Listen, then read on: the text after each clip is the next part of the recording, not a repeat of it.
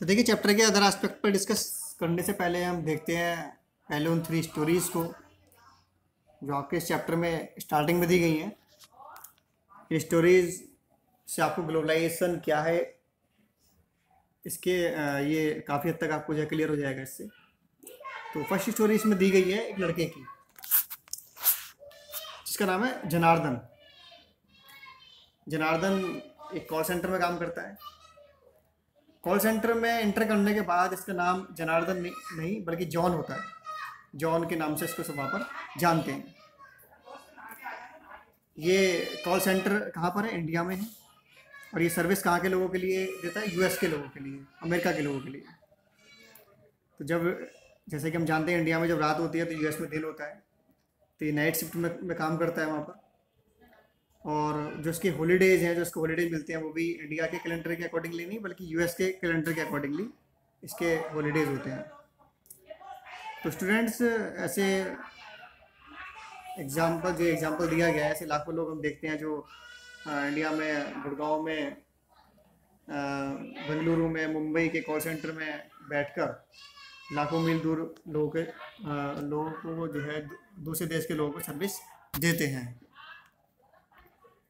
देखिए, दूसरा एग्जांपल यहाँ दिया गया है रामधारी का। रामधारी एक गिफ्ट खरीदता है अपने डॉटर को बर्थडे पर देने के लिए। जब वो एक शॉप पर जाता है तो वो देखता है कि कम से कम कॉस्ट पर अच्छे से अच्छा क्या गिफ्ट वो दे सकता है अपनी डॉटर को। सो जब वो देखता है तो उसे शॉप पर एक साइकिल पसंद आ जाती है। लेकिन वो देखता है कि जो साइकिल उसने पसंद की है वो चाइना में बनी है, लेकिन सेल कहाँ हो रही है? इंडिया में सेल हो रही है। उसे वो साइकिल बहुत सस्ती लगती है और वो साइकिल खरीदने का फैसला कर लेता है। और उसे याद आता है कि लास्ट ईयर जो बर्थडे पर गिफ्ट देने के लिए जो उसने एक बॉर्बी डॉल खरीदी थी, वो यूएस में बनी थी और वो भी इंडिया में बिक रही थी। और इसके अलावा एक एग्जांपल और इसमें दिया गया है सारिका का।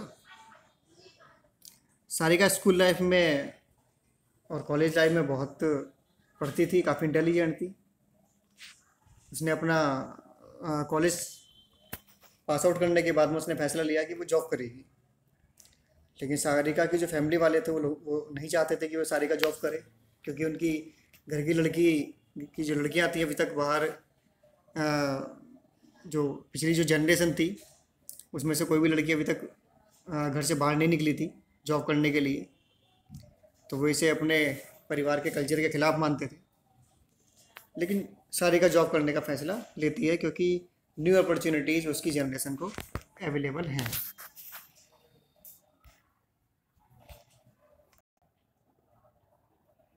तो इस तरह से ये एग्जांपल्स शो करते हैं कि ग्लोबलाइजेशन, कम्युनिकेशन के एक्सपेंशन की वजह से अपने देश में बैठकर हज़ारों मील दूर किसी दूसरे देश के लोगों को सर्विस दी जा सकती है।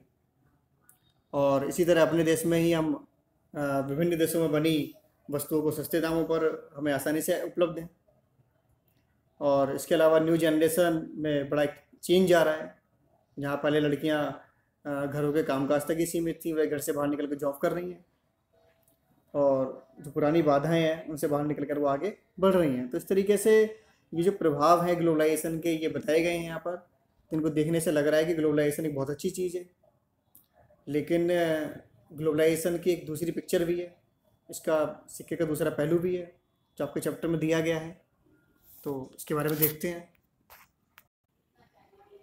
तो इसमें फर्स्ट एग्जांपल में बताया गया है कि फार्मर्स सुसाइड करते हैं क्योंकि उनकी फसल जो है वो ख़राब हो गई है। उन्होंने बहुत सारा लोन मल्टीनेशनल कंपनी से लिया हुआ था।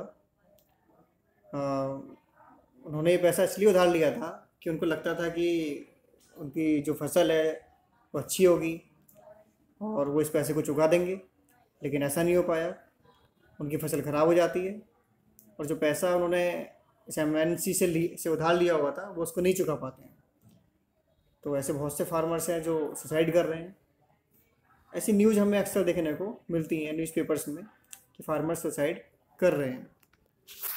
ठीक है, तो ये दूसरा पहलू है। इसके अलावा एक एग्जांपल और दिया गया है जिसमें एक यूरोप में जो स्थित एक बड़ी कंपनी है उसको एक इंडियन कंपनी खरीद लेती है, जबकि जो कंपनी खरीदी गई है उसके जो ऑनर हैं वो इस खरीदारी का विरोध कर रहे थे।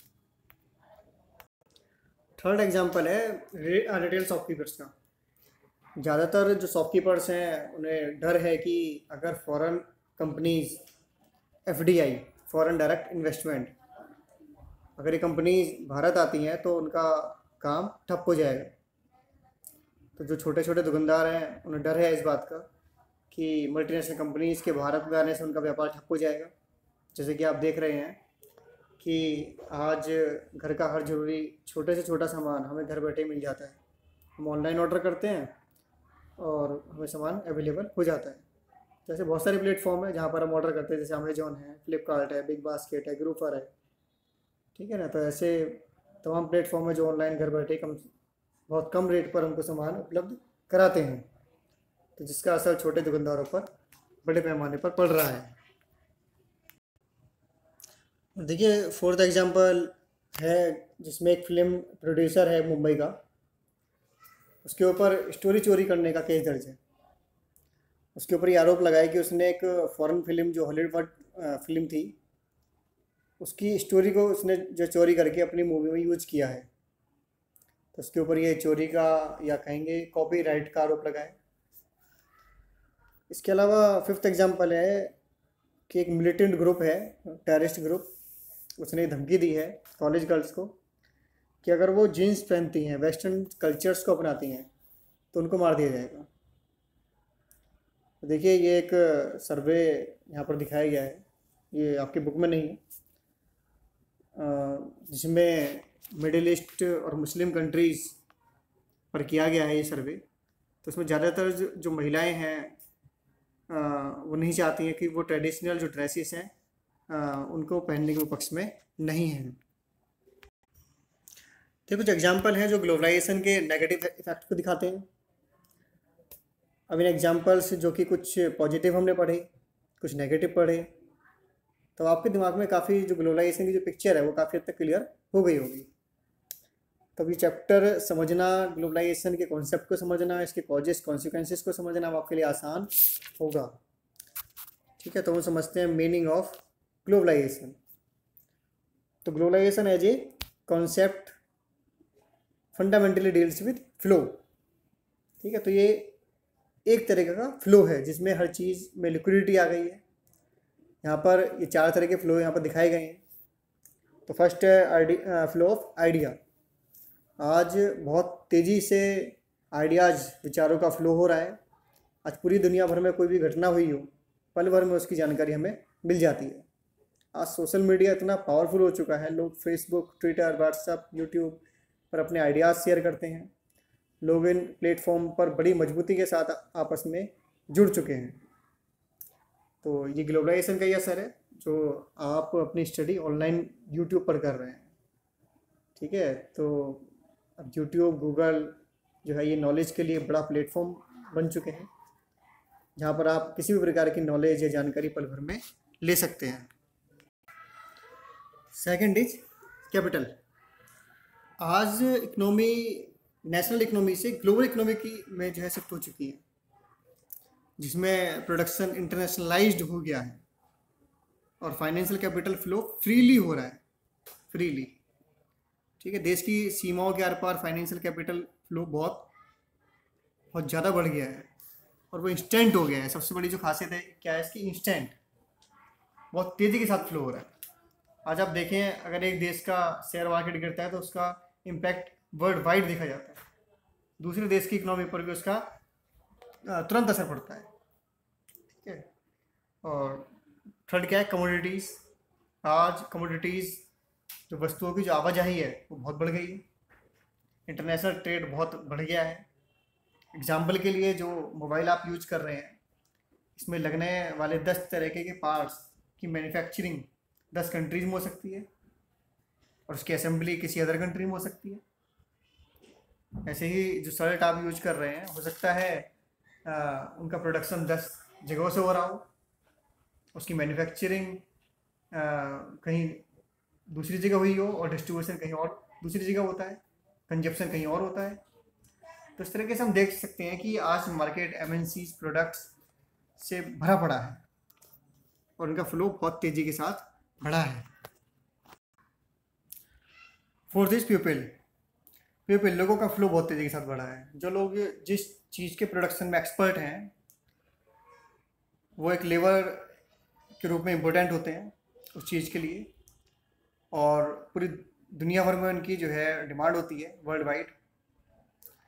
अकेले भारत से ही हम देखें तो करीब 18 मिलियन इंडियंस वर्ल्ड वाइड फैले हुए हैं। 2017 के अनुसार अमेरिका की जो टोटल पॉपुलेशन थी उसका 1.3% अकेले इंडियन है। आज हम देख सकते हैं कि लाखों की संख्या में अमेरिका के सिलिकॉन वैली में इंडियंस देखे जा सकते हैं। तो इस तरीके से पीपल्स का जो फ्लो है वो बहुत तेज़ी के साथ बढ़ा है।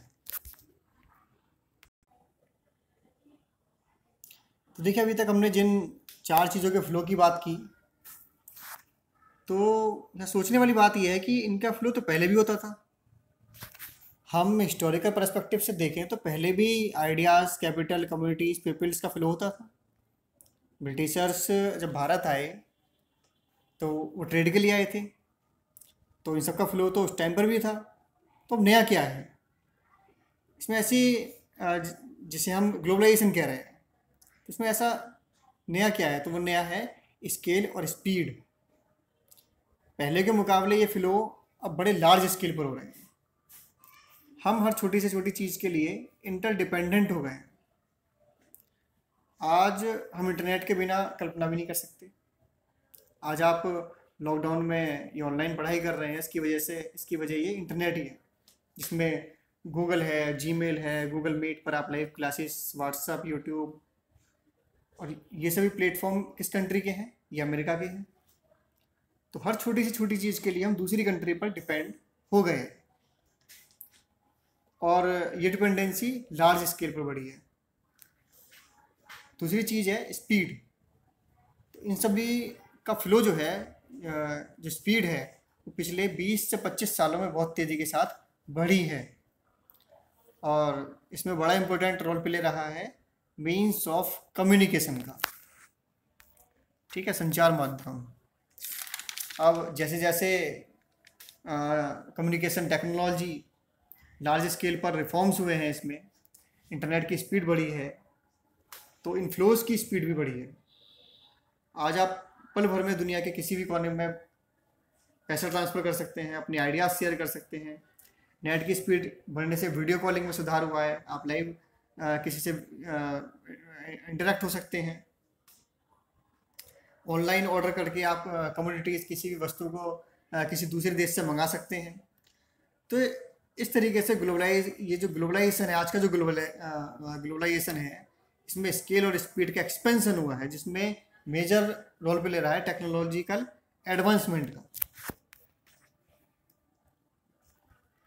ठीक है, तो टेक्नोलॉजी के एडवांस होने से अब आप इजीली दुनिया के किसी भी कोने में बैठकर अपने जो रिलेटिव्स हैं उनसे आसानी से जुड़ सकते हैं, वीडियो कॉलिंग कर सकते हैं। इंफॉर्मेशन शेयरिंग बहुत तेज़ी के साथ बढ़ी है। इसके अलावा ग्लोबलाइजेशन की वजह से आप फिर चाहे कोई बीमारी हो, बर्ड फ्लू या कोविड-19 जैसे कि अभी हम देख रहे हैं, या कोई नेचुरल डिजास्टर हो जैसे कि सुनामी को देखते हैं, तो ये सभी किसी देश की बाउंड्री तक ये सीमित नहीं है।